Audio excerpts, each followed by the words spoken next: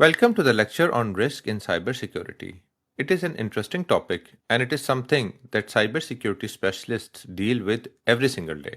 So, previously, we just covered the governance or the G in GRC, in which we explored how organizations define their security direction and expectations. We discussed several key concepts such as security policies, standards, procedures, and change management, among others, all of which help an organization have a structured and accountable security environment. Now we will start exploring the R for risk.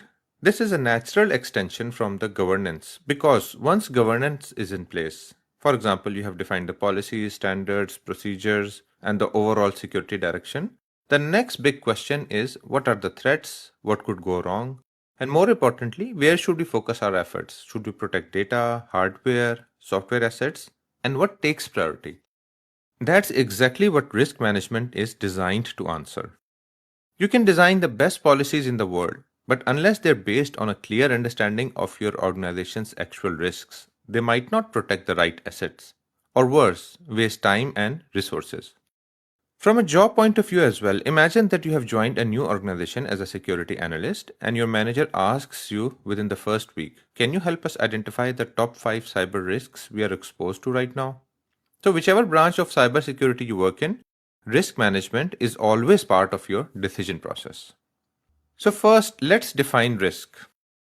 Every organization faces different types of risks such as cyber attacks, internal threats, system unavailability, and reputational risks.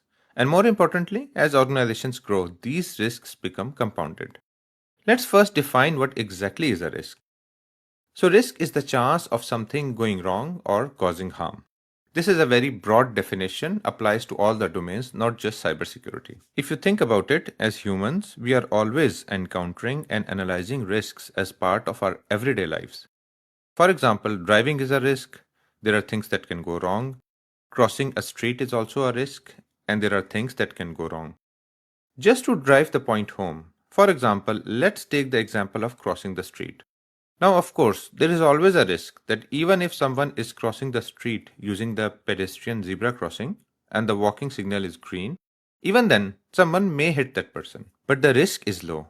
Compare that to the person jaywalking and crossing the street at a random point. The risk of getting hit is much higher.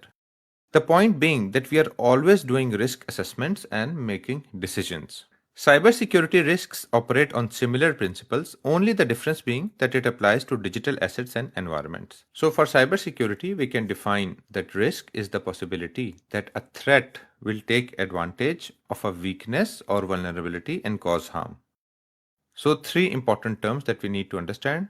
First, there is a threat, something which is going to do an attack of some sorts. That will take advantage of a weakness or vulnerability.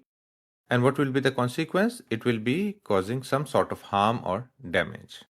Let's explore these terms in a bit more detail. So, first is threat.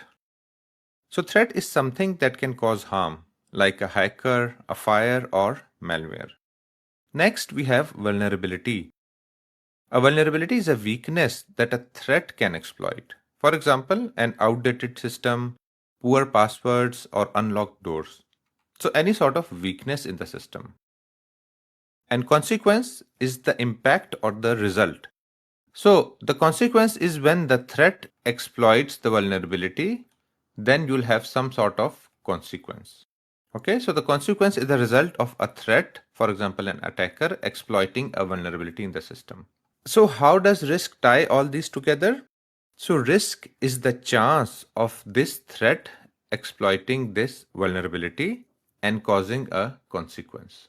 Risk basically ties all these three concepts together. Let's have a look at a simple example to drive the point home. So, let's say the threat is a burglar. And what is the vulnerability or the weakness? The vulnerability or the weakness is that you have an unlocked window. And what is the consequence? Theft of valuables. So what is the risk here? The risk here is that the burglar exploits this vulnerability, the unlocked window, and causes the theft of valuables. But this was a general example. Let's see an example specific to cybersecurity. So let's say the threat is a hacker scanning the internet at large, And what is the vulnerability? One of your web servers has an outdated software.